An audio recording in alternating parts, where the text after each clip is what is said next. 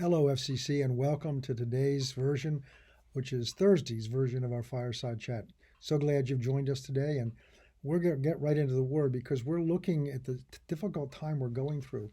How do we stay steady? How do we stay focused? How do we finish our course with joy? This whole journey we're on that has all kinds of things thrown at us right now with COVID-19 and everything else that affects thrown at us right now, and churches having trouble being able to come together, and every day it seems like almost every day there's some new wrinkle to it, and things keep changing because the experts don't understand what's ultimately going on here, and many of them are doing their best to try to do that. This is why we need to continue to pray for them and not turn on them. But how do we stay steady? And how do we keep our focus, and what do we keep our focus on? Because it's the focus that you have, and we have to discipline ourselves to do that every day, that will not only get us through this, but will finish our course with joy. I a number of years ago, had a young man come to me, very sincere young man, and just wanted to ask me some questions. And he ended with how looking back on your life, how have you lived your life? What have you used to govern your life by? And my answer to him was I learned to look at how I conduct myself through the end result. So what do I want at the end of my journey have said about me, or to be said to me, or to be able to say, so that I can govern myself by that as I go forward. And what I told him is, I recognize that there's going to come a day when my life is over, whether it happens before this age is over or when this age is over, where I will have to stand before my Lord and give an account. And I want to hear from him these words: "Well done, good and faithful servant. Enter into the joy of your Lord." I want to hear "well done," and I want to hear "good and faithful servant." And that's what governs my decisions. Now, I'm not perfect at that. I slip, I get lazy sometimes, but I know what to come back to. Having said that, that's very similar to what the Apostle Peter is writing here. We're looking at the first chapter of First Peter, where Peter was writing this to saints that were going through something similar. It wasn't COVID-19, it was persecution, but it was a similar thing that was trying to wear them down, distract them, and keep them from finishing their course and doing what God had put them here to do. So we looked before at the beginning of this week at the trying of your faith is more precious than gold. We looked yesterday at how we have to be sober, gird up the loins of our mind, be serious about what we're doing, recognize the time that we're in. Now we're going to get down to verse 17. If you call on the Father, who without partiality judges according to each man's work, conduct yourself throughout the time of your stay here in fear. That's not afraid of God. That's a holy reverence. That comes back to this soberness, a reverence, a recognizing who this God is that we're going to have to give an account to, who this God is that we're serving. And he goes on to explain that.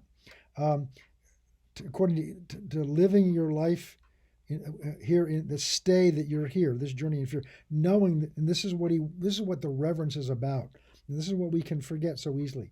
Knowing that you were redeemed, that you were not redeemed with corruptible or earthly or material things like silver and gold from your aimless conduct and received by tradition from your fathers, but you were redeemed by the precious blood of Christ, as a lamb without blemish and without spot. He indeed was foreordained before the foundation of the world, but was manifest in these last times for you, who through him believed in God, who raised him from the dead and gave him glory, so that your faith and hope are in God.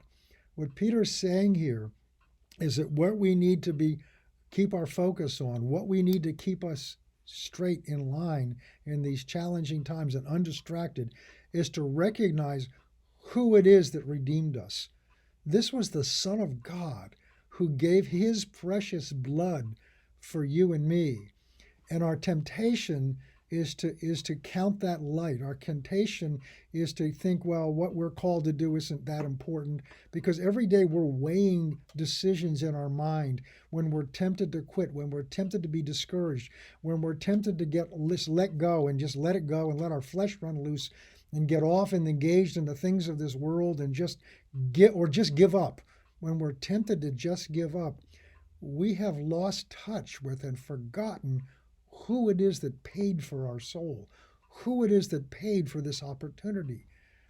It talks about in Hebrews 6 about saints that are tempted to give up and go back.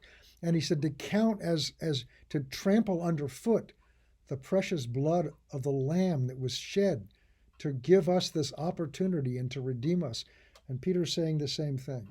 The fear that we have and the reverence we have and the holy sense of holiness that we have about this is what it cost to give us this opportunity. It cost God the blood of his own son. It cost Jesus that suffering, that precious blood of a lamb, a sinless lamb who was given up to give you and me this opportunity for this salvation that's been presented to us. And we think of that, and every day we're weighing the cost. I'm not sure it's worth it. And I have days where I say, I don't think it's worth it anymore. I don't know. I deal with those same things you deal with. But what brings me back to get up again, what brings me back to go on again, what brings me back to be determined to finish my course and to finish it being well done in his sight, to be finished it and be faithful, is remembering what it cost to give me this opportunity and to reverence him and to honor him and to worship him by saying, I'm going to go back at it again. I'm going to pick up again and I'm going to go back at this again. Even if I failed miserably yesterday, this grace that his blood paid for is what allows me to get up and shake off the failures and the mistakes and say, I'm going to get back about it today. What gives us that privilege is the precious blood of the Son of God, shared out of love for us, not because he needed to, but because he loves you and me enough to do it. My brother and sister, these are sobering thoughts, but they're the kind of thoughts that keep us focused, keep us on track. And it's encouraging to realize back in that first century, they needed to do the same things that we need to do today, because the Bible says there's no temptation that's come against us that didn't come against them, and that God doesn't provide a way of escape so that we can endure that. 1 Corinthians 10:13. So that's the end of our message today. We're running out of time. I just hope this not only encourages you, but challenges you, and we'll pick up on this again tomorrow. God bless you. Thank you for being part of this today. Remember, this is the day the Lord has made. I will rejoice and be glad in it. God bless you. We'll see you again tomorrow.